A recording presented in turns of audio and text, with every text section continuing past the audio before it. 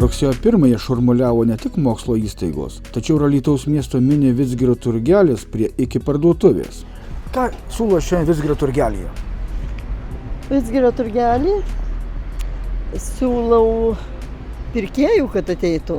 Tai pirmas reikalas, o šiaip taip viskas puikiai.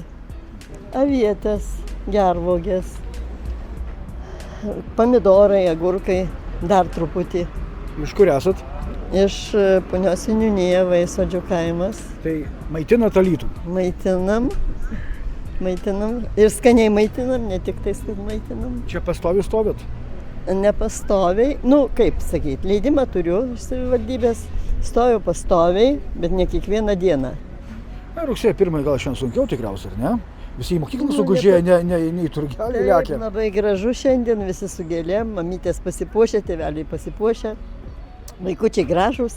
Ir lekia pro šalį, ar ne? Jo, ir lekia pro šalį, bet kartais užsuka ir baigiu išsiparduoti.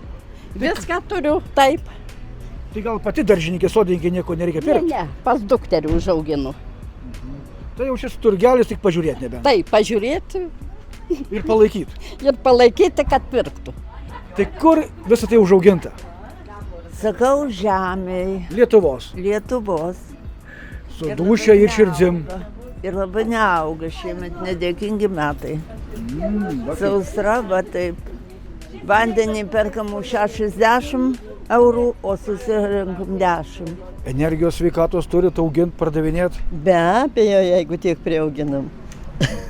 Danielius net, visur Danielius dalyvauna.